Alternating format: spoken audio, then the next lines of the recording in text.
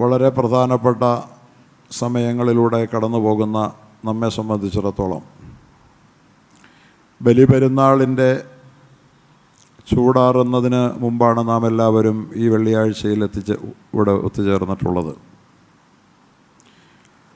അള്ളാഹുവിൻ്റെ പരിശുദ്ധ ഭവനത്തിൽ പോയി അള്ളാഹുവിൻ്റെ ദൃഷ്ടാന്തങ്ങൾ കാണാനും അതിൽ നിന്ന് ഗുണപാഠം പഠിക്കാനും അത് തങ്ങളുടെ ജീവിതത്തെ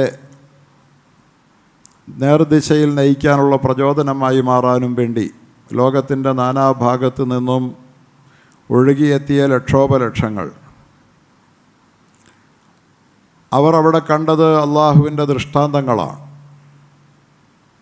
ലിയശ്ഹദൂ മനാഫിഅ ലഹും, അവർക്ക് അവരുടെ ജീവിതത്തിൽ, അവരുടെ വിശ്വാസ ജീവിതത്തിന്, അവരുടെ ധാർമ്മിക ജീവിതത്തിന് ഉപകാരപ്പെടുന്ന പ്രയോജനപ്രദമായ അനുഭവങ്ങളെ അവർക്ക് നേർക്കുനേരെ അതിന് സാക്ഷിയാകാൻ വേണ്ടിയാണ് അവർ പോയത്.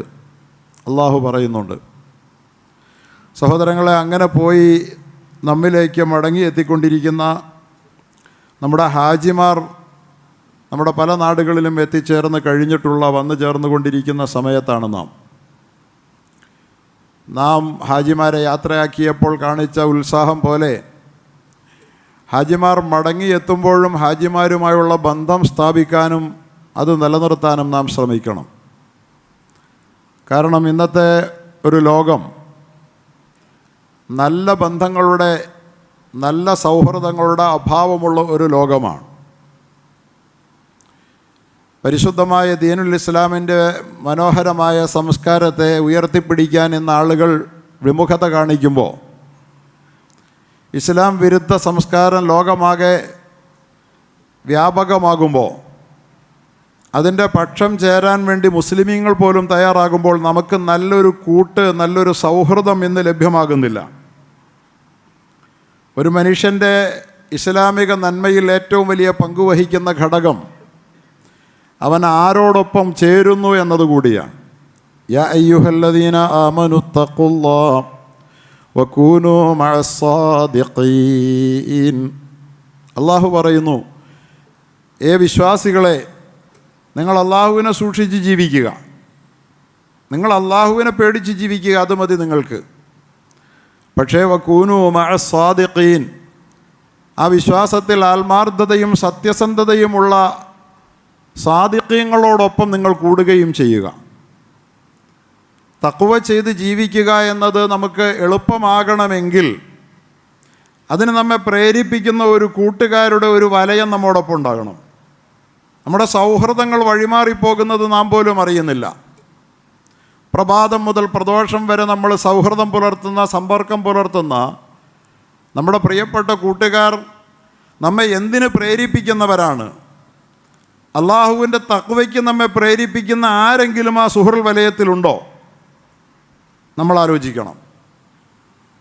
നമ്മുടെ മൊബൈൽ ഫോണുകളിൽ നിറഞ്ഞു കിടക്കുന്ന നൂറുകണക്കിന് മൊബൈൽ ഫോൺ നമ്പറുകളുടെ കൂട്ടത്തിൽ ഓരോരുത്തരെ നാം ഒന്നെടുത്ത് പരിശോധിച്ചാൽ നമ്മെ അള്ളാഹുവിലേക്ക് അടുപ്പിക്കുന്ന, നമ്മെ നന്മയിൽ പ്രേരിപ്പിക്കുന്ന, നമ്മെ അള്ളാഹുവിൻ്റെ നിർബന്ധങ്ങൾ ജീവിതത്തിൽ പ്രയോഗവൽക്കരിക്കാൻ വേണ്ടി നമ്മെ സഹായിക്കുന്ന, അള്ളാഹു വിലക്കിയ നിഷിദ്ധങ്ങളിൽ നിന്ന് നമ്മളെ പിന്തിരിപ്പിക്കുന്ന, നിരുത്സാഹപ്പെടുത്തുന്ന ഒരു സുഹൃത്ത് പോലും പലപ്പോഴും ഉണ്ടാകുമോ? ആരാണ് നമ്മുടെ സൗഹൃദം? ആരുമായാണ് നാം സൗഹൃദം പങ്കിടുന്നത്? അതുകൊണ്ട് നമ്മുടെ ജീവിതം അനിസ്ലാമികമായി വഴിമാറുന്നുണ്ടെങ്കിൽ, അള്ളാഹുവിൽ നിന്ന് നമ്മുടെ ജീവിതം വ്യതിചലിച്ചു പോകുന്നുണ്ടെങ്കിൽ അതിനൊരു കാരണം മാത്രമേ ഉള്ളൂ. നാം അത് ആഗ്രഹിക്കാത്തത് കൊണ്ട് മാത്രമല്ല. അള്ളാഹുവിനെ അനുസരിച്ചുള്ള ജീവിതം ആഗ്രഹിക്കാത്ത ഒരു മുസ്ലിമുമില്ല. ഇസ്ലാമിക ജീവിതത്തിൻ്റെ അനുകൂലമായ കാറ്റാണ് നമ്മുടെ സമൂഹത്തിൽ അടിക്കുന്നതെങ്കിൽ നമ്മളെല്ലാവരും വലിയ മുസ്ലിങ്ങളായി രംഗത്തുണ്ടാവും. വെള്ളിയാഴ്ചകളിൽ പള്ളികളിൽ കൂടുന്ന പോലെ. വെള്ളിയാഴ്ച പള്ളി വരാൻ എല്ലാവർക്കും എളുപ്പമാണല്ലോ. നമസ്കാരത്തിന് ഇയാളെ കാണുന്നുണ്ടോ? പെരുന്നാളിന് എല്ലാവരും പള്ളിയിൽ വരും. എല്ലാവരും വരുന്നിടത്ത് നമ്മളുണ്ടാവും. പക്ഷെ നമ്മളോടൊപ്പം വരാൻ ആളുകളില്ലാതെ വരുന്നിടത്താണ് നമ്മൾ അള്ളാഹുവിൽ നിന്ന് അകന്നു പോവുക. അതുകൊണ്ട് നമ്മുടെ സൗഹൃദങ്ങളെ നാം സൂക്ഷിക്കുക, നമ്മുടെ ബന്ധങ്ങളെ നാം നന്നാക്കുക. അതുകൊണ്ട് ഹാജിമാർ എത്തിച്ചേരുമ്പോൾ നമ്മൾ യാത്രയാക്കാൻ കാണിച്ച ആവേശമുണ്ടല്ലോ. ഹജ്ജ് ക്യാമ്പിലൊക്കെ നമ്മളൊക്കെ പോയി നമ്മളൊക്കെ പോയവരാണ്. ഹാജിമാരെ യാത്രയാക്കുന്നതിൽ അവിടെ കണ്ട ഒരു ഉത്സാഹമുണ്ട്. ആ ഉത്സാഹം നമ്മെ പലരെയും പരിശുദ്ധ ഹറമിലേക്കും കഅബാലയത്തിലേക്കും പരിശുദ്ധ ഹജ്ജിൻ്റെ സന്ദേശങ്ങളിലേക്കും മാനസികമായി ഒരുപാട് അടുപ്പിച്ചിട്ടുണ്ട്. ഹജ്ജ് ക്യാമ്പുകൾ ആ പങ്ക് വഹിക്കുന്നുണ്ട് കുറേയൊക്കെ. സഹോദരങ്ങളെ, ഇതൊക്കെ ഒരു കൂടിച്ചേരലിൻ്റെ ഗുണങ്ങളാണ്. ജുമഅയ്ക്ക് എല്ലാ വെള്ളിയാഴ്ചകളിലും നമ്മെ അള്ളാഹു ക്ഷണിക്കുന്നത് സാലിഹ്യങ്ങളൊന്ന് കൂടിയിരിക്കാൻ വേണ്ടിയാണ്. വൃത്തിയുള്ളവർ, ശുദ്ധിയുള്ളവർ, വൃത്തിയും ശുദ്ധിയുമുള്ള മനസ്സുള്ളവർ, അവർ മറ്റൊന്നിനും വേണ്ടിയല്ലാതെ അള്ളാഹുവേ എന്ന ചിന്തയിൽ മാത്രം വിലയം പ്രാപിച്ച് അതിൽ സംലയിച്ച് വിശുദ്ധിയുള്ള, വൃത്തിയുള്ള, സുഗന്ധമുള്ള ആ വിശുദ്ധമായ പള്ളിയുടെ അന്തരീക്ഷത്തിൽ അവർ ഒരുമിച്ചിരിക്കുന്നതിന് പോലും അവരുടെ വിശ്വാസ പ്രേരണകളെ പ്രചോദിപ്പിക്കുന്നതിൽ വലിയ പങ്കുണ്ട്. അതുകൊണ്ടാണ് നേരത്തെ വരണം പള്ളിയിലെന്ന് പറയുന്നത്. നേരത്തെ വന്ന് വെറുതെ ഇരിക്കണം അള്ളാഹുവിൻ്റെ പള്ളിയിൽ, അള്ളാഹുവിൻ്റെ ദിക്റിലായി. ആ ഇരിപ്പിലും ആ കൂടിയിരിപ്പിലും നമ്മുടെ വിശ്വാസത്തെ, നമ്മുടെ നന്മകളെ സ്വാധീനിക്കുന്നതിലുള്ള വലിയ പങ്കുണ്ട്. അത് പരിഗണിച്ചിട്ടാണ് നമ്മൾ നേരത്തെ വന്നത്. അത് പരിഗണിച്ച് വരുന്നവരാണ് നമ്മൾ. അള്ളാഹു സ്വീകരിക്കുമാറാകട്ടെ. അതിലൂടെയൊക്കെ നമ്മൾ ആഗ്രഹിക്കുന്നത് അള്ളാഹുവെ സ്വാലിഹ്യങ്ങളോടൊപ്പം ഇരിക്കാനുള്ള ഒരു ഭാഗ്യം. പുറത്തു പോയാൽ നമുക്കത് കിട്ടില്ല. അള്ളാഹു എല്ലാ വെള്ളിയാഴ്ചകളിലും നമുക്കതിന് സൗകര്യമൊരുക്കി തരികയാണ്. ഇത്രയും വൃത്തിയുള്ള ഒരു സമൂഹത്തോടൊപ്പം ലോകത്ത് എവിടെ പോയാലും നമുക്ക് ഇരിക്കാൻ പറ്റില്ല. പറ്റുമോ? മലമൂത്ര വിസർജനം ചെയ്താൽ പോലും വെള്ളം എടുത്ത് വൃത്തിയാക്കുന്ന ഇത്രയും വൃത്തിയുള്ള, ശുദ്ധിയുള്ള ഒരു സമൂഹത്തോടൊപ്പം ലോകത്ത് നിങ്ങൾ ക്യാബിനറ്റിൽ ഇരുന്നാലും ഇരിക്കാൻ പറ്റില്ല. നിങ്ങൾ ലോകത്ത് ഐക്യരാഷ്ട്രസഭയിൽ പോയിരുന്നാലും ഇരിക്കാൻ പറ്റില്ല. ഇത്രയും വൃത്തിയുള്ള, ഇത്രയും ശുദ്ധിയുള്ള, ഇത്രയും മാനസിക വിശുദ്ധിയുള്ള ഒരു സമൂഹത്തോടൊപ്പം നിങ്ങൾ ഇരിക്കുമ്പോൾ നിങ്ങളുടെ ഉള്ളിൽ ഊറി നിറയുന്ന വിശുദ്ധിയുടെ ഒരു സംസ്കാരമുണ്ട്. അത് നിലനിർത്തി കൊണ്ടുപോകാൻ നമ്മൾ ശ്രമിക്കണം. നാം ആരോടൊപ്പം കൂടുന്നു, ആരോടൊപ്പം ചേരുന്നു. അവിടെയാണ് ഹാജിമാർ മടങ്ങിയെത്തുമ്പോൾ യാത്രയാക്കിയപ്പോൾ കാണിച്ച ആവേശവും നമുക്ക് കാണാറില്ല.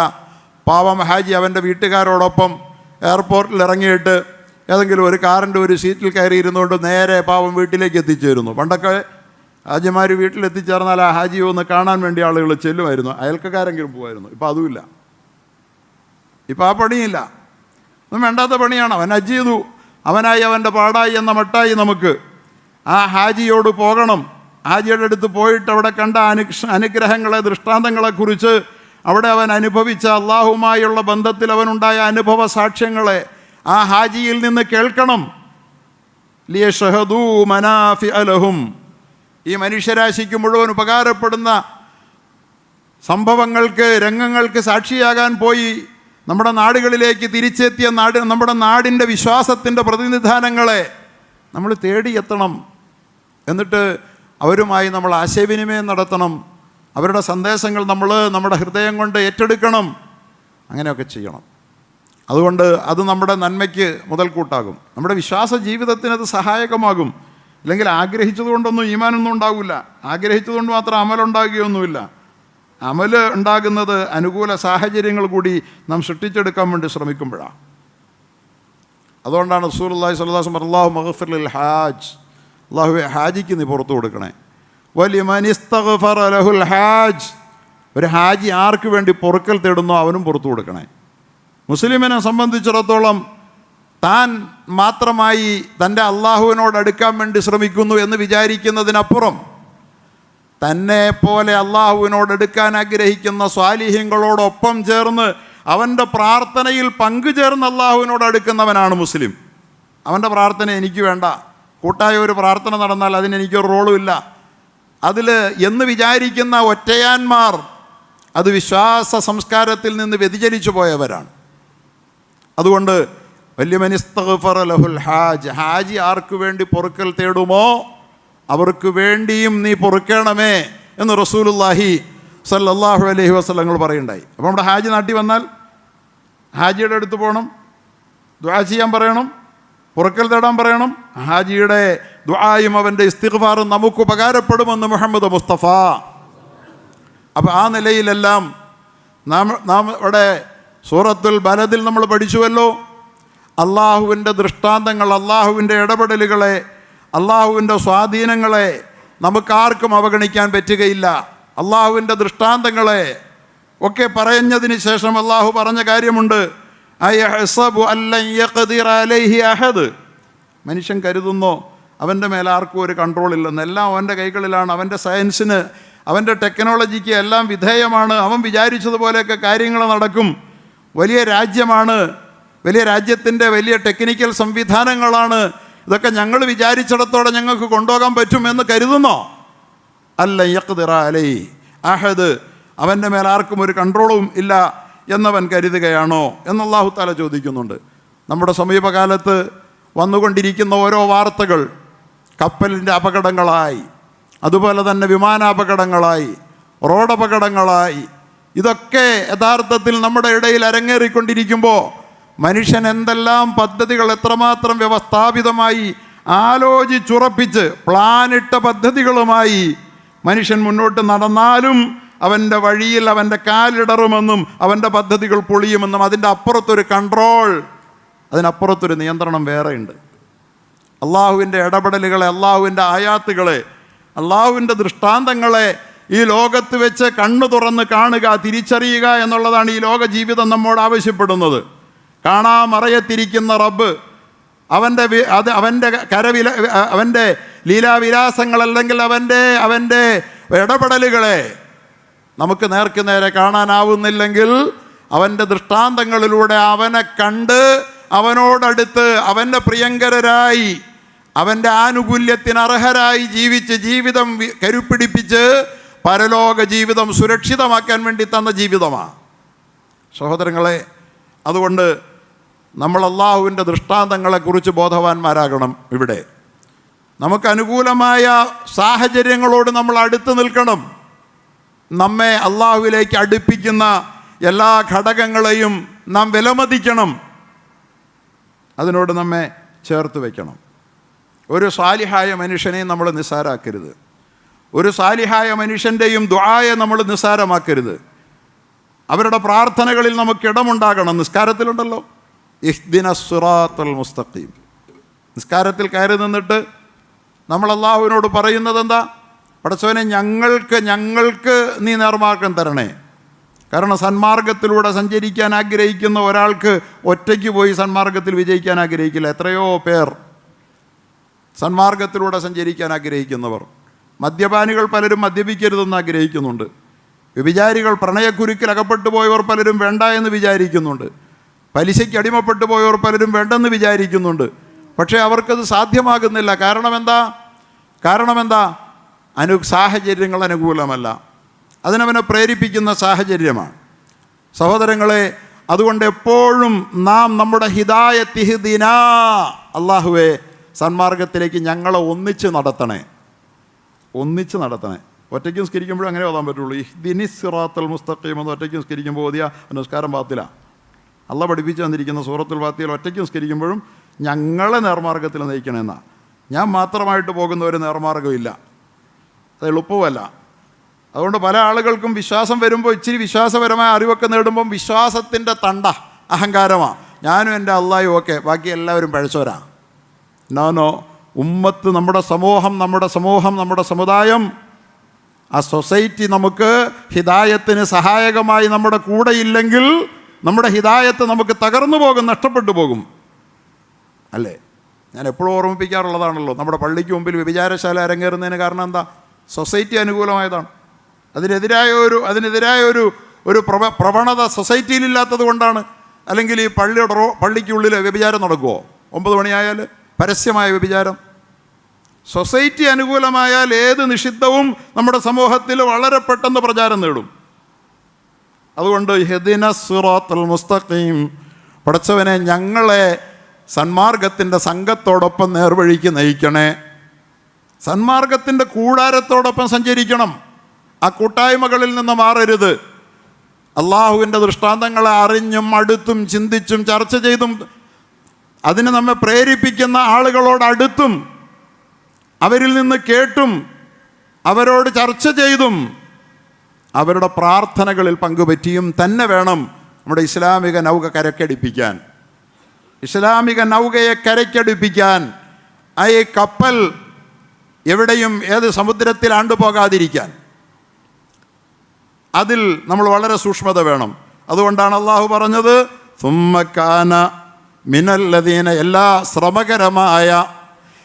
ശ്രമകരമായ ആത്മീയ ഔന്നത്യത്തിൻ്റെ മലമ്പാതകൾ അവൻ താണ്ടിയാലും ഫക്കു റഖബ.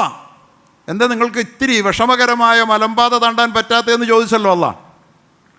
ഇച്ചിരി പ്രയാസം ഏറ്റെടുക്കാൻ എന്താ മടി നിങ്ങൾക്ക്? ആത്മീയതയ്ക്ക് വേണ്ടി മാനസികമായി വളരാനും ഉയരാനും ആത്മീയമായി അള്ളാഹുവിനോടുള്ള ബന്ധത്തിൽ നിങ്ങൾക്ക് വളർച്ചയുണ്ടാകാനും ഭൗതികമായ എല്ലാ കാര്യങ്ങൾക്കും പണിയെടുത്താണല്ലോ നിങ്ങൾ കാര്യം നേടണേ.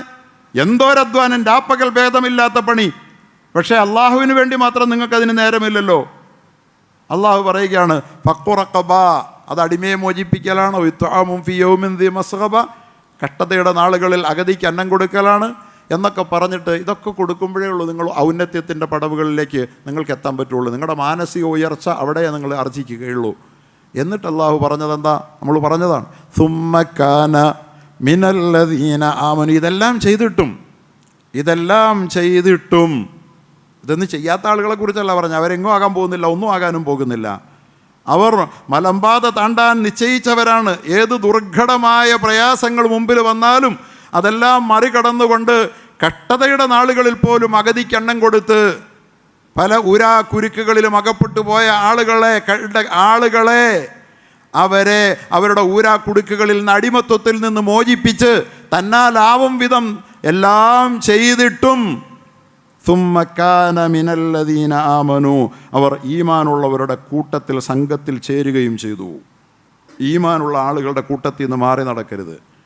വിശ്വസിക്കാൻ നമസ്കാരത്തിന് പള്ളിയിൽ വരുന്ന ആളുകളെ ഒപ്പത്തിൽ നിന്ന് ഒറ്റപ്പെട്ട് നിൽക്കരുത്. ഒറ്റപ്പെട്ട് നിന്നാൽ അവൻ മൻ ഷദ്ദ ഫിന്നാർ, ഒറ്റപ്പെട്ടവൻ നരകത്തിൽ ഒറ്റപ്പെടുമെന്ന് റസൂലുള്ളാഹി സ്വല്ലല്ലാഹു. ഒറ്റപ്പെടാതിരിക്കാൻ വേണ്ടിയിട്ട് നാം ചെയ്യുന്ന വിട്ടുവീഴ്ചകൾ പോലും അള്ളാഹു ദീനായി പരിഗണിക്കും. അതുകൊണ്ട് ഒറ്റപ്പെടരുത്. മൻ ഷദ്ദ ഫിന്നാർ, ഒറ്റപ്പെട്ടവൻ നരകത്തിൽ ഒറ്റപ്പെടും. അതുകൊണ്ട് സുമ്മ കാന മിനല്ലദീന ആമനു, ഈമാനുള്ളവരോടൊപ്പം കൂട്. നമ്മൾ ആരെങ്കിലും ഈമാനുള്ള, നിസ്കാരമുള്ള, നോമ്പുള്ള, കള്ളു കുടിക്കാത്ത, പെണ്ണ് പിടിക്കാത്ത അങ്ങനെയുള്ള ആളാന്ന് നോക്കിയിട്ടാണോ ആരെങ്കിലും നമ്മൾ കൂട്ടുകൂടാൻ ശ്രമിക്കുന്നത്? നമ്മൾ മെമ്പറാണോ, പഞ്ചായത്ത് മെമ്പറാണോ, പ്രസിഡൻ്റാണോ, MLA ആണോ, അതുപോലെ തന്നെ പൊളിറ്റിക്കലി വലിയ പോസ്റ്റിലുള്ള ആളാണോ, അങ്ങനെ പണമുള്ളവനാണോ? ഇങ്ങനെയുള്ളവരോട് കൂടാനല്ലേ നമുക്കിഷ്ടം. നിങ്ങൾ അവരോട് കൂടിയത് കൊണ്ട് നിങ്ങളുടെ ലക്ഷ്യത്തിൽ നിങ്ങൾ എവിടെയും എത്തില്ല. അവരോട് കൂടാൻ എല്ലാവർക്കും മോഹം ഉണ്ടാവും. അത് നിങ്ങളുടെ ആരുടെയും മികവല്ല, ആരുടെയും യോഗ്യതയല്ല. അതെല്ലാവർക്കും ഉള്ള പച്ച ദൗർബല്യമാണ്. അവൻ മനസ്സിൽ പരമദരിദ്രനാണെന്നുള്ളതിൻ്റെ അടയാളമാണ് ഇത്തിരി പൊക്കമുള്ള, ഇച്ചിരി കൊമ്പുള്ളവനോടൊപ്പം കൂടാനുള്ള മോഹം. അതെല്ലാവർക്കും ഉണ്ട്. പിന്നെ ഈമാനുള്ളവനോടൊപ്പം കൂടുക എന്ന് പറയുന്ന ഒന്ന് വേറെ തന്നെയാണ്. ഈമാനുള്ളവരോടൊപ്പം കൂടുക, അവരോടൊപ്പം കൂടാൻ നമുക്ക് മോഹമുണ്ടോ? അവരോടൊപ്പം കുറച്ച് സമയം സ്പെൻഡ് ചെയ്യാൻ നമുക്ക് തോന്നുന്നുണ്ടോ? അവിടെയാണ് സുമ്മ കാന മിനല്ലദീന ആമനു വതവാസൗ ബിൽ ഹഖി വതവാസൗ ബിൽ സബ്രി. ക്ഷമ കൊണ്ട് അന്യോന്യം ഉപദേശിക്കുക. പ്രയാസങ്ങൾ വരുമ്പോൾ സബർ ചെയ്തോ, സബറിന് ഫലമുണ്ട്. സബറിന് നാളെ നല്ല ഭാവിയുണ്ട്, ക്ഷമയ്ക്ക് ഭാവിയുണ്ട്. വതവാസൗ ബിൽ മർഹമ, കാരുണ്യത്തിന് പരസ്പരം പ്രേരിപ്പിക്കുക. ക്രൂരത വേണ്ട, ക്രൂരതയൊന്നും കാണിക്കേണ്ട, കാരുണ്യം മതി എന്ന് പറഞ്ഞുകൊണ്ടിരിക്കുക. കരുണ മതി, ക്രൂരത വേണ്ട. ഇങ്ങനെ പരസ്പരം പറഞ്ഞുകൊണ്ട് വിശ്വാസികളോടൊപ്പം ചേർന്ന് നിന്നുകൊണ്ട് പോകുന്നവർ അവരാണ് ദുർഘടപാത താണ്ടി ലക്ഷ്യത്തിലെത്തുന്നവർ. അർശേ ഇലാഹിയിൽ അള്ളാഹുവിൻ്റെ വലതുവശം ചേർന്ന് ഇടം കണ്ടെത്തുന്നവർ. എന്നിട്ട് അള്ളാഹു പറയുന്നു വല്ലദീന കഫറു ബി ആയാതിനാഹും അസ്ഹാബുൽ മശ്അമ. എന്നാൽ നമ്മുടെ ദൃഷ്ടാന്തങ്ങളെ കണ്ണു തുറന്ന് പിടിച്ച് കാണാനും, ഹാജിമാർ പോയി കണ്ടുവന്ന ദൃഷ്ടാന്തങ്ങൾ ഹാജിമാരിൽ നിന്ന് കേൾക്കാൻ, അതുപോലെ തന്നെ നമ്മുടെ കൺമുമ്പിൽ നിറഞ്ഞു നിൽക്കുന്ന ദൃഷ്ടാന്തങ്ങൾ, അതിലുള്ള അള്ളാഹുവിൻ്റെ കൈകടത്തലുകൾ, ഇടപെടലുകളെ അത് കണ്ണു തുറന്ന് കണ്ട് അള്ളാഹുവിനെ തിരിച്ചറിയണം. അതിനു പകരം വല്ലദീന കഫറു ബി ആയാതിന, നമ്മുടെ ദൃഷ്ടാന്തങ്ങളെ നിഷേധിച്ച് തള്ളിയവർ, ഹും അസ്ഹാബുൽ മശ്അമ, അവർ ഭാഗ്യം കെട്ടവരാണ്. അവർ ഇടതുവശത്തെ ആളുകളാണ്.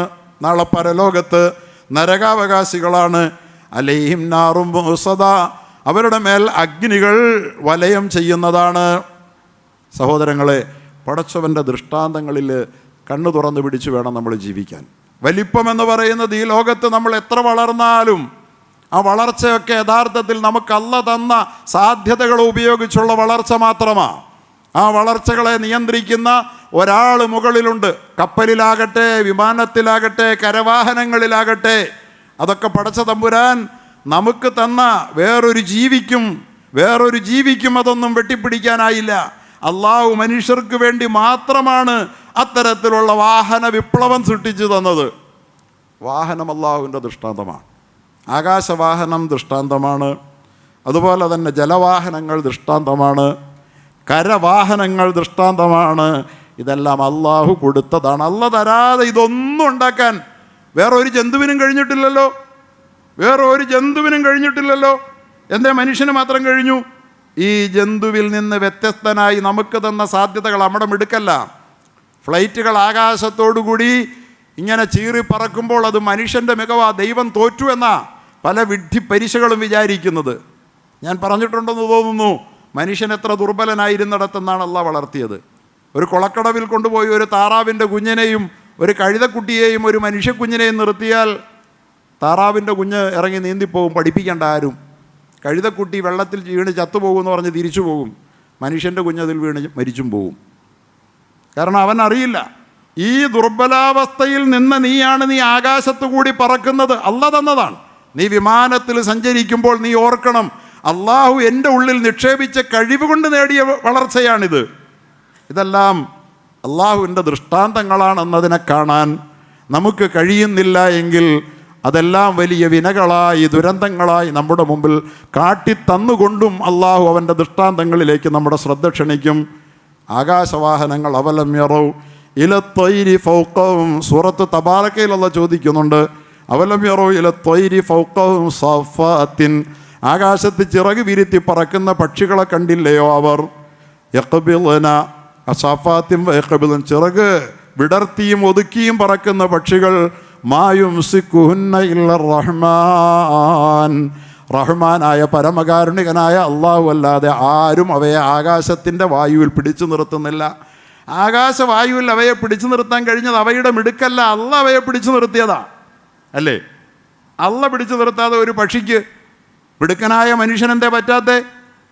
പക്ഷിക്ക് പറവ കൊടുത്തതാരാ? ചിറക് കൊടുത്തതാരാണ്? സഹോദരങ്ങളെ, ആകാശത്തൊരു കല്ലെടുത്ത് ഉയർത്തി എറിഞ്ഞാൽ ആ കല്ല് നേരെ താഴോട്ടാണ് വരിക. വേണ്ട, ഒരു കടലാസ് എറിഞ്ഞാൽ പോലും കടലാസ് താഴോട്ടാണ് വരിക. അവിടെയാണ് ആകാശ സീമകളിൽ വലിയ വലിയ പക്ഷികൾ പാറി നടക്കുന്നത്. അള്ളാഹു പറയുന്നു, അള്ളാഹുവിൻ്റെ ദൃഷ്ടാന്തമാണ് നിങ്ങളതിൽ കാണേണ്ടത്. എങ്ങനെ അവയ്ക്കത് സാധ്യമാകുന്നു? ആകാശത്ത് വിമാനങ്ങൾ പറന്നു പോകുമ്പോൾ നമ്മൾ ഓർക്കണം, യന്ത്രങ്ങൾ ഇരുമ്പിൻ്റെ അയിരിനെ സംസ്കരിച്ചുണ്ടാക്കി അതിൽ നടത്തിയ പരീക്ഷണങ്ങളിലൂടെ മനുഷ്യനല്ല കൊടുത്ത സിദ്ധികളിലൂടെ ഒരു മൃഗത്തിനുമല്ല കഴിവ് കൊടുത്തില്ല. അത് നിർമ്മിച്ച ആകാശ സീമകളിലൂടെ നമ്മൾ പറക്കുമ്പോൾ ഇവിടെ ഈ സീമകളിൽ നമ്മൾ സഞ്ചരിച്ചു കൊണ്ടിരിക്കുന്ന ഈ വായുമണ്ഡലം ഒരു കല്ലിനെ, ചെറിയൊരു കല്ലിനെ പോലും താങ്ങി നിർത്താത്തതാണ്. ആ ഭൂമിയിലേക്ക് അത് താഴേക്ക് പതിപ്പിക്കുന്ന അന്തരീക്ഷത്തിലാണ് ഈ 22,000 കിലോ ഭാരവുമായി ബഹിരാകാശത്തേക്ക് പോകുന്നു നമ്മുടെ പെട്ടകങ്ങൾ. 22 ടൺ ഭാരവുമായി ആകാശത്താരാണ് ഇതിനെ താങ്ങി നിർത്തുന്നത്? അള്ള പറയുകയാണ്, അതിനെ താങ്ങി നിർത്തുന്നത് അള്ളാഹു അല്ലാതെ ആരുമല്ല. അപ്പോൾ അള്ളാഹുവിൻ്റെ ദൃഷ്ടാന്തങ്ങളെ കണ്ട് അവിടെ അള്ളാഹുവിനെ ഓർത്ത്, അവിടെ അള്ളാഹുവിന് ശുക്ർ ചെയ്ത് ദിക്ർ ചെയ്ത് ആകാശവാഹനങ്ങളിൽ നാം സഞ്ചരിക്കണം. നിങ്ങൾക്കറിയാമല്ലോ, സമീപകാലത്ത് ഓരോന്നോരോന്നുള്ള കാട്ടിത്തരികയാണ്. ഈ വാഹനങ്ങളുടെയൊക്കെ പേരിൽ നമ്മൾ ഇന്ന് അഹങ്കരിക്കുന്ന ഒരു ലോകത്ത് കണ്ടല്ലോ, ലിബിയയിൽ ഒരു ഗദ്ദാഫി, പഴയ ഭരണാധികാരി അല്ലാത്ത പുതിയൊരു ഗദ്ദാഫി, അയാൾ ഹജ്ജിന് വേകാൻ വേണ്ടി പോയി. അയാളുടെ രേഖകളിൽ എന്തോ ചെറിയ ക്രമക്കേട് കണ്ടുപിടിച്ചത് കൊണ്ട് കൊണ്ടുപോകില്ല എന്ന് പറഞ്ഞു. എയർപോർട്ട് അധികൃതരും പൈലറ്റും പറഞ്ഞു. അയാൾ പറഞ്ഞു, എൻ്റെ ഹജ്ജിൻ്റെ മോഹമാണ്, എന്നെ എങ്ങനെയും കൊണ്ടുപോകണം. ആരും കൂട്ടാക്കിയില്ല. അവസാനം വിമാനം പറന്നു പൊങ്ങി. യന്ത്രത്തകരാറ്, സാങ്കേതിക തകരാറ്, തിരിച്ചിറങ്ങുകയാണ്. വാർത്തകളിൽ നിറഞ്ഞതല്ലേ, ലോകം മുഴുവൻ ഇതല്ലേ. അവസാനം തിരിച്ചിറങ്ങി. അപ്പോഴും ഈ ഹാജി പ്രതീക്ഷയോട് കാത്തു നിന്നു. വിമാനം പോയപ്പോൾ പോയില്ല. അദ്ദേഹത്തിന് പ്രതീക്ഷ ഉണ്ടായിരുന്നു. അദ്ദേഹം പറഞ്ഞു, അള്ളാഹ് നിശ്ചയിച്ചാൽ ഞാൻ പോകുമെന്ന്. വീണ്ടും യന്ത്രത്തകരാറ് തീർത്ത് വീണ്ടും വിമാനം പറന്നു പൊങ്ങി. ഹാജി പ്രതീക്ഷയോടുകൂടി അപ്പോഴും എയർപോർട്ടിൽ കാത്തു നിൽക്കുക. ഫ്ലൈറ്റ് പോയിട്ട് കാത്തു നിന്നിട്ട് കാര്യമില്ലല്ലോ. അയാൾക്ക് അപ്പോഴും പ്രതീക്ഷ നഷ്ടപ്പെട്ടിട്ടില്ല. അള്ളാഹു ആരാണ് വിമാനങ്ങളെപ്പോലും നിയന്ത്രിക്കുന്നത്? വിമാനങ്ങളെ പിടിച്ചിറക്കുന്നത്, മൂക്ക് കുത്തിക്കുന്നതൊക്കെ നമ്മളാരുമല്ല, അള്ളാഹുവാണ്. പക്ഷെ അള്ളാഹ് വിചാരിച്ച മൂക്ക് കുത്തും. ആകാശത്തേക്ക് പറന്നുയർന്ന വിമാനം 1 അല്ല 2 വട്ടം താഴെ വരും, അവൻ്റെ ഒരു ദാസന് വേണ്ടി തിരിച്ചു വരും എന്ന് ലിബിയയിൽ നമ്മൾ കണ്ടുകൊണ്ടിരിക്കുക. ഓരോ ദൃഷ്ടാന്തങ്ങളിലും വീണ്ടും തിരിച്ചു വന്നു. രണ്ടാമത് തിരിച്ചു വന്നിട്ട് പെട്ടെന്ന് സാങ്കേതിക തകരാറൊക്കെ നിമിഷം കൊണ്ട് തീരുകയാണ്. വീണ്ടും വിമാനം പ്രവർത്തന സജ്ജമായ പറന്നുയരാൻ സജ്ജമാവുകയാണ്. ഇപ്പോൾ പൈലറ്റ് പറഞ്ഞു, ആദ്യം ഇറക്കിയിട്ട് ഇദ്ദേഹത്തെ കൂടി കൊണ്ടുപോകാൻ ആവശ്യപ്പെട്ടപ്പോൾ ഇല്ല എന്ന് പറഞ്ഞ് വിസമ്മതിച്ച അതേ പൈലറ്റ് പറഞ്ഞു, 2 പ്രാവശ്യം ആകാശത്ത് പറന്നുയർന്നതിന് ശേഷം വിമാനം തിരിച്ചിറക്കേണ്ടി വന്നപ്പോൾ അയാൾ പറഞ്ഞു, ഇനി ആ ഹാജി ഇല്ലാതെ ഞാൻ പോകില്ല. ആ ഹാജി അതേ ഫ്ലൈറ്റിൽ കയറി 2 പ്രാവശ്യം തനിക്ക് വേണ്ടി തിരിച്ചിറങ്ങിയ ആ ഫ്ലൈറ്റിൽ കയറി ഹജ്ജിന് പോയ വാർത്ത വളരെ സജീവമായി ചർച്ച ചെയ്യപ്പെടുന്ന ഒരു കാലത്താണ്. വിമാനത്തിൻ്റെ ഒരനുഭവം അവിടെയാണ് ലോകത്തെ ഏറ്റവും ശക്തമായ സൈനിക ശക്തിയുള്ള സാങ്കേതികതയിൽ മുമ്പിൽ നിൽക്കുന്ന നമ്മുടെ രാജ്യത്തെ എത്രയോ വർഷങ്ങളായി പ്രവർത്തിക്കുന്ന ഇന്ത്യൻ എയർലൈൻസിൻ്റെ ഒരു വിമാനം അഹമ്മദാബാദിൽ നിന്ന് ലണ്ടനിലേക്ക് 242 യാത്രക്കാരെയുമായി പറക്കുമ്പോൾ അത് ആകാശത്തേക്ക് ഉയർന്ന് 30 സെക്കൻഡിനകം ഒരു മെസ്സേജ് പോലും കൈമാറാൻ കഴിയാതെ തകർന്ന് തരിപ്പണമായി. വളരെ വേദനാജനകമാം വിധം അതിൽ ഒരാൾ അവിടെയും രക്ഷപ്പെട്ടു. അള്ളാഹു കാണിക്കുകയാണ്, ഒരാൾ അവിടെ രക്ഷപ്പെടുകയാണ്. മുഴുവൻ ചാരക്കൂമ്പാനമായി മാറിയപ്പോഴും 241 പേരും ചുടുചാരമായി മാറിയപ്പോൾ ഒരാളെ രക്ഷപ്പെടുത്തിക്കൊണ്ട് നോക്കൂ, ആരുടെ കൈകളിലാണ്? ആകാശത്ത് ചിറക് വിരുത്തിയും ഒതുക്കിയും പറക്കുന്ന പക്ഷികളെ കണ്ടിട്ടില്ലേ? ആകാശത്തേക്ക് എന്തുയർന്നു പോയാലും താഴോട്ട് വരാനുള്ള ഭൂഗുരുത്വമാണ് അത് പ്രദർശിപ്പിക്കുന്നത്, താഴോട്ട് വീഴുന്നതാണ്. പക്ഷേ അതിനെ അവിടെ താങ്ങി നിർത്തുന്നത് അള്ളാഹു അല്ലാതെ ആരാണ്? അതിന് താങ്ങി നിൽക്കാൻ ആവശ്യമായ അന്തരീക്ഷം പ്രദാനിച്ചത് പടച്ചവനല്ലാതെ ആരെങ്കിലും ആണോ? അങ്ങനെ ഒരു അന്തരീക്ഷം അവിടെ ഉള്ളത് കൊണ്ടല്ലേ നമുക്ക് ഈ വലിയ വിമാനങ്ങളുമായി പറക്കാൻ പറ്റണേ. എന്നെങ്കിലും ഓർത്തിട്ടുണ്ടോ, അള്ളയല്ലേ എന്നെയും കൊണ്ട് ഈ ആകാശസീമകളിൽ കുറഞ്ഞത് ശരാശരി 1000 കിലോമീറ്റർ വേഗത്തിൽ എത്ര പ്രാവശ്യം വിമാനത്തിൽ കയറിയവരാ നമ്മളെയും കൊണ്ട് പറക്കുന്നത്. പക്ഷെ അള്ളാ എന്നൊരോർമ്മ പോലും നമ്മുടെ പലരുടെയും മനസ്സിലുണ്ടാകുന്നില്ലല്ലോ. അതുപോലെ തന്നെ കപ്പലുകളെക്കുറിച്ചും അള്ള പറഞ്ഞു, ഇതൊക്കെ അള്ളാഹുവിൻ്റെ ആയത്തവ ആയത്തുല്ലഹും അന്നാ ഹമൽനാ ദുർരിയത്തഹും ഫിൽ ഫുൽക്കിൽ മശ്ഹൂൻ. നൂഹ് അലൈഹിസ്സലാത്തു വസ്സലാമിൻ്റെ സന്താനങ്ങളെ നിറഞ്ഞ കപ്പലിൽ കയറ്റി കടലിൻ്റെ ആഴങ്ങളിലൂടെ യാത്ര ചെയ്യിച്ചവൻ നാമാണ്. അതിനു മുമ്പ് ഒരു കപ്പലും കണ്ടിട്ടില്ല കടലിന് മുകളിൽ ലോകം. വസ്നഇൽ ഫുൽക ബിഅയുനിനാ വവഹയിനാ, നമ്മുടെ നിർദ്ദേശം അനുസരിച്ച് കടലിൽ കപ്പൽ പണിയൂ നൂഹേ എന്ന് പറഞ്ഞുകൊണ്ട് ആദ്യമായി ഈ നീറ്റിൽ കപ്പലിറക്കിയത് അള്ളാഹുടെ നിർദ്ദേശപ്രകാരം അള്ളാഹുവിൻ്റെ ഒരു നബിയാണ്.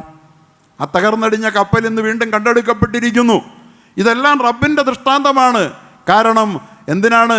ഒരു ലോകത്ത് നിന്ന് മറ്റൊരു ലോകത്തേക്ക്, ഇവിടെയില്ലാത്തത് അവിടെ നിന്നും അവിടെയില്ലാത്തത് ഇവിടെ നിന്നും ഭൂഖണ്ഡങ്ങളിൽ നിന്ന് ഭൂഖണ്ഡങ്ങളിലേക്ക് കൊണ്ടുവരുന്നതിന് വേണ്ടിയിട്ട് അള്ളാഹു വെള്ളവും അങ്ങനെ തന്നെയല്ലേ. വെള്ളത്തിൽ എങ്ങനെയാ കപ്പൽ പൊങ്ങി നിൽക്കണേ? വെള്ളത്തിൽ കപ്പൽ പൊങ്ങി നിൽക്കുമോ? ഒരാണി വെള്ളത്തിലെറിയുക, താഴോട്ടല്ലേ പോകൂ. ഈ ആണികൾ ആഞ്ഞടിച്ച് തറപ്പിച്ച പലകകളുമായി കപ്പൽ എങ്ങനെയാണ്? വലിയ വലിയ ഗ്രാമങ്ങളാണ്. ഇന്നിപ്പോൾ കപ്പലെന്ന് പറഞ്ഞാൽ കപ്പലെന്നല്ല സത്യത്തിൽ പറയേണ്ടത്. ഇതെങ്ങനെ താഴ്ന്നു പോകാതെ നിൽക്കുന്നു? ആയത്തുല്ലഹും അള്ളാഹുവിൻ്റെ ദൃഷ്ടാന്തമല്ലേ? പ്രിയപ്പെട്ട സഹോദരങ്ങളെ, ഏതൊരു കപ്പലും ഇന്ന് സത്യത്തിൽ ഒരു ഗ്രാമമാണ്. സത്യത്തിൽ വലിയ പട്ടണങ്ങൾ കടലിലേക്ക് പറിച്ചു നട്ടപ്പെട്ടതുപോലെ വലിയ കരയായി മാറുകയാണ് കപ്പലുകളിൽ. കിലോമീറ്ററുകളോളം നീളത്തിൽ, അതിന് സമാന്തരമായ നിലയിൽ വീതിയിൽ, അതുപോലെ തന്നെ ബഹുതര മന്ദിരങ്ങളോളം ഉയരത്തിലുള്ള വലിയ വലിയ ഗ്രാമങ്ങളെ നീറ്റിലിറക്കുമ്പോൾ ഈ ആണി വലിച്ചെറിഞ്ഞാൽ, കല്ല് വലിച്ചെറിഞ്ഞാൽ താഴ്ന്നു പോകുന്ന കടലിൻ്റെ ആഴങ്ങളിൽ ആരാണ് ഇതിനെ പൊക്കി നിർത്തുന്നതെന്ന് ഓർത്തിട്ടുണ്ടോ? ഇന്നോളം ആയത്തുല്ലഹും അള്ളാഹുടെ ആയത്താണ്. ആയത്തുകളിൽ നിന്ന് പാഠം പഠിക്കാതിരുന്നാൽ അത് അള്ളാഹുവിന് വലിയ ഗൗരവമുള്ള സംഗതിയാണ്. അതുകൊണ്ട് ആയാത്തുകൾ നിറഞ്ഞു നിൽക്കുന്ന ഒരു ലോകത്ത് നമ്മൾക്ക് അള്ളാഹു കാട്ടിത്തരികയാണ്. ലോകത്തെ ഏറ്റവും വലിയ കപ്പൽ ദുരന്തം ടൈറ്റാനിക്, ലോകപ്രശസ്തമായ ദുരന്തം, ഒരു കാലത്തും മുങ്ങുകയില്ല എന്ന് പ്രഖ്യാപനം ചെയ്ത് കന്യയാത്രയ്ക്ക് വേണ്ടി നീറ്റിലിറക്കിയ ടൈറ്റാനിക് കന്യയാത്രയിൽ തന്നെ മുങ്ങിപ്പോയി. ആരാണ് നിയന്ത്രിക്കുന്നത്? അവൻ്റെ മേൽ ആകാശത്ത് വിമാനത്തിൽ സഞ്ചരിച്ചാലും കടലിൽ കപ്പലിൽ സഞ്ചരിച്ചാലും അവൻ്റെ മേലൊരു കൺട്രോൾ ആർക്കുമില്ലെന്നവൻ കരുതിയോ? എല്ലായ്പ്പോഴും നോക്കൂ, ഒരു ഹോസ്റ്റലിൻ്റെ മുകളിലാണ് വിമാനം പോയി വീണത്. അവിടെയും മനുഷ്യർ എത്രയോ മരിക്കുന്നു. 241 പേർ വിമാനത്തിൽ മരിക്കുന്നു. നമ്മൾ എത്ര വലിയ ടെക്നോളജിയുടെ സയൻസിൻ്റെ ആളുകളാണെന്ന് പറഞ്ഞിട്ട് എന്ത് കാര്യം? ഒരു രാജ്യം മനഃപൂർവ്വം അത് ചെയ്യുമോ? ഒരു എയർലൈൻസ് മനഃപൂർവ്വം അത് ചെയ്യുമോ? സയൻസിലും ടെക്നോളജിയിലും നമ്മൾ മോശമാണോ? പിന്നെ എന്തുകൊണ്ട് ഇത് സംഭവിച്ചു?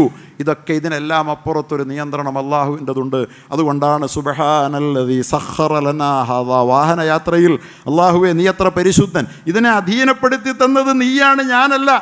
എനിക്ക് കപ്പലോട്ടാനൊന്നും ഈ സമുദ്രത്തിൽ ഇതിൻ്റെ ഉപരിതലത്തിലൂടെ മുങ്ങാതെ കൊണ്ട് നടക്കാൻ എനിക്കാവില്ല. ആകാശസീമകളിൽ പക്ഷിയെപ്പോലെ ഈ വിമാനവും പറത്തി നടക്കാൻ എനിക്കാവില്ല. 100 കണക്കിന് കിലോമീറ്ററുകൾ കാസർഗോഡ് മുതൽ തിരുവനന്തപുരം വരെ, പാറശാല വരെ 500-600 കിലോമീറ്റർ, 100 കിലോമീറ്റർ വേഗത്തിൽ ഈ വാഹനവുമായി ഞാൻ ചീറിപ്പറക്കുമ്പോൾ ഇത് എൻ്റെ മിടുക്കൊന്നുമല്ല, നീ അങ്ങനെ ഒരു സിദ്ധി എനിക്ക് തന്നതുകൊണ്ടാ. സുബ്ഹാൻ അല്ലദീ സഖറ ലനാ ഹാദാ, നീയാണ് എനിക്കിത് അധീനപ്പെടുത്തി തന്നത്. വമാ കുന്നാ ലഹു മുഖ്രിനീൻ, ഇത് നിയന്ത്രിക്കാൻ എനിക്കൊന്നും കഴിയില്ലായിരുന്നു പടച്ചോനെ. വഇന്നാ ഇലാ റബ്ബിനാ ലമുൻഖലിബൂൻ, ഞാൻ മടങ്ങി വരുന്നത് നിൻ്റെ അടുത്തേക്കാണ് എന്ന് പറഞ്ഞതിനകത്ത് കയറിയിരിക്കാൻ ഓരോ നിമിഷവും ഈ ഓർമ്മയുണ്ടാകണം. അള്ളാഹുവിൻ്റെ ദൃഷ്ടാന്തങ്ങളെ മറന്നുള്ള ജീവിതം നമ്മുടെ ജീവിതത്തിൽ വലിയ ദുരന്തങ്ങൾക്ക് നിമിത്തമാണ്. അത് അള്ളാഹു ഒരുപാട് പറയുന്നുണ്ട് ഈ ദൃഷ്ടാന്തങ്ങൾ ഓർമ്മിക്കാൻ. അതുകൊണ്ട് സഹോദരങ്ങളെ, പരിശുദ്ധ ഹജ്ജ് ദൃഷ്ടാന്തങ്ങളുടെ ഒരു വലിയ, ഞാൻ കഴിഞ്ഞ പെരുന്നാളിൻ്റെ അന്ന് പറഞ്ഞതുപോലെ, ലോകത്ത് അള്ളാഹുവിന് വേണ്ടി സമർപ്പിക്കുന്ന, അള്ളാഹുവിന് തഖ്വ ചെയ്യുന്ന, അള്ളാഹുവിന് വേണ്ടി പരിപൂർണമായും സറണ്ടറാകുന്ന, ഫലമ്മ അസ്ലമ വതല്ലഹു ലിൽ ജബീൻ, വാപ്പയെങ്കിൽ, അധികാരമെങ്കിൽ, സൈനിക ആസ്ഥാനങ്ങളെങ്കിൽ അവരൊക്കെ അള്ളാഹുവിനെതിരാണെങ്കിൽ അവരോട് തൻ്റെ നാട് വിടേണ്ടി വന്നാൽ നാട് വിട്ട്, തൻ്റെ ഭാര്യയെയും മോനെയും കൊണ്ടുപോയി ഒന്നുമില്ലാത്തടത്ത് വലിച്ചെറിയേണ്ടി വന്നാൽ അങ്ങനെ വലിച്ചെറിഞ്ഞ്, ജീവനെ അഗ്നിയിൽ ഹോമിക്കേണ്ടി വന്നാൽ അങ്ങനെ ഹോമിച്ച്, ഇനി അതിലും വിലപ്പെട്ട തൻ്റെ പ്രിയപ്പെട്ട പൊന്നുമോൻ്റെ കഴുത്തിൽ കത്തിവെക്കണമെങ്കിൽ അതിനും കത്തിവെക്കാൻ സന്നദ്ധനാണെന്ന് എല്ലാം റബ്ബിനു വേണ്ടി ത്യജിച്ചാൽ ത്യാഗമെന്നതേ നേട്ടം. ത്യാഗമെന്നതേ നേട്ടം. എത്ര ത്യജിക്കുന്നോ അത്രയാണ് ഒരു മനുഷ്യൻ നേടുന്നത് എന്നീ ലോകത്തെ പഠിപ്പിച്ച ദൃഷ്ടാന്തങ്ങളുടെ പ്രതിനിധി മഹാനായ ഖലീലുല്ലാഹി ഇബ്രാഹിം നബി അലൈഹി സ്വലാത്തു വസ്സലാമിൻ്റെ അടുക്കലേക്ക് നമ്മുടെ പ്രിയപ്പെട്ട പ്രതിനിധികൾ പോയി മടങ്ങി വന്ന ഓർമ്മകൾ മുഖരിതമായിരുന്ന നാളുകൾക്ക് ശേഷം ഇനിയും നാം നമ്മുടെ മുമ്പിൽ അള്ളാഹു കാട്ടിത്തന്നിരിക്കുന്ന, നമുക്ക് സാധ്യമല്ലാത്ത, ഒരു ജീവിവർഗത്തിനും സാധ്യമല്ലാത്ത വിധത്തിൽ നമുക്ക് മുമ്പിൽ അള്ളാഹു തആല തുറന്നിട്ട വാതിലുകളിലൂടെ ഈ ലോകത്ത് നാം സൃഷ്ടിക്കുന്ന അത്ഭുതങ്ങൾ അള്ളാഹുവിൻ്റെ ആയത്തുകളാണ്. അത് വിമാനത്തിലാകട്ടെ, കപ്പലിലാകട്ടെ, കാറിലാകട്ടെ, കരവാഹനങ്ങളിലാകട്ടെ എന്ന ഓർമ്മയിൽ വല്ലദീന കഫറൂ ബി ആയാതിനാഹും, നമ്മുടെ ആയാത്തുകൾ ദൃഷ്ടാന്തങ്ങളെ നിഷേധിച്ച് തള്ളിയവരാരോ ഹും അസ്ഹാബുൽ മഷ്അമ, അവർ ഭാഗ്യദോഷികളാണ്, അവർ ഗുണം കെട്ടവരാണ്, ഈ ജീവിതത്തിൽ ദുരന്തമേറ്റുവാങ്ങിയവരാണ്, അവരുടെ മേൽ നരകത്തിൻ്റെ തീ വല്ലാതെ പൊതിഞ്ഞ് നിൽക്കും എന്ന് അള്ളാഹു പറയുന്നുണ്ട്. അള്ളാഹു നമ്മെ എല്ലാവരെയും ഇത്തരം അനുഭവങ്ങളിൽ നിന്ന്, മനുഷ്യൻ്റെ നിസ്സഹായാവസ്ഥയെക്കുറിച്ച്, നമ്മുടെ കടുകളിൽ അല്ലദീ ആഖിദും ബിനാസിയത്തിനാ, നമ്മുടെ നെറുകയിൽ പിടിയമർത്തി നിൽക്കുന്ന പടച്ചതമ്പുരാൻ്റെ നമ്മുടെ മേലുള്ള സ്വാധീനത്തിൻ്റെ ഇത്തരം ഓർമ്മപ്പെടുത്തലുകളിൽ നിന്ന് പാഠം പഠിച്ച് അള്ളാഹുവിന് വശംവദരായി, അങ്ങനെ അള്ളാഹുവിൻ്റെ അനുഗ്രഹത്തോട് ചേർന്ന് ഈ ലോകത്ത് ജീവിതം സന്തോഷത്തിലാക്കി തീർക്കാനും പരലോകം അനുഗ്രഹീതമാക്കി തീർക്കാനും റബ്ബ് തആല നമുക്ക് തൗഫീഖ് തരുമാറാകട്ടെ എന്ന ദുആയോടെ